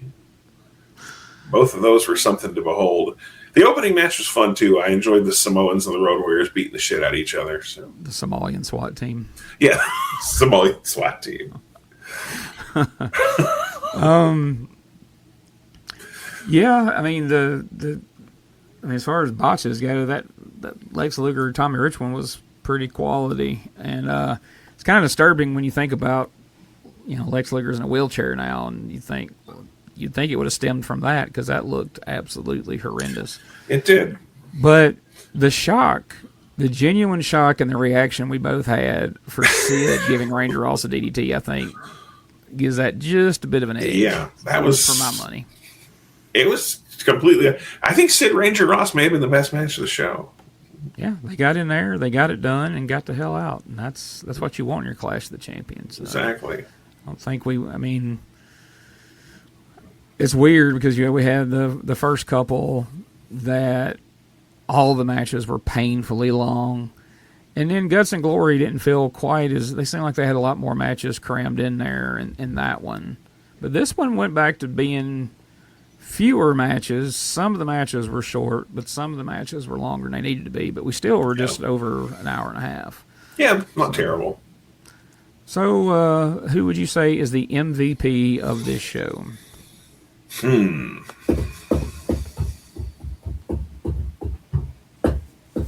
That's tough. I mean, Tommy drug Lex to a really good match.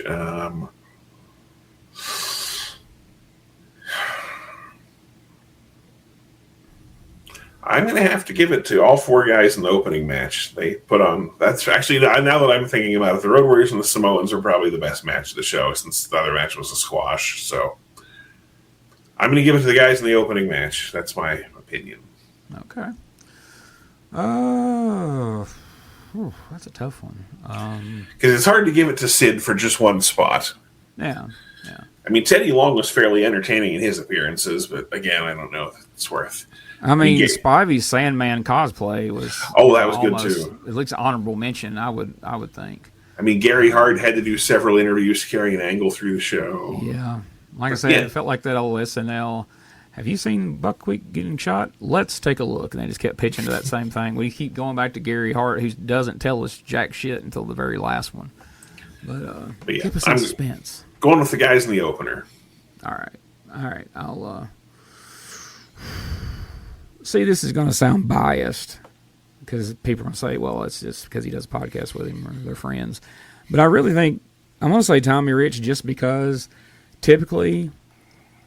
Never on any show is a Lex Luger match my favorite match or really particularly watchable.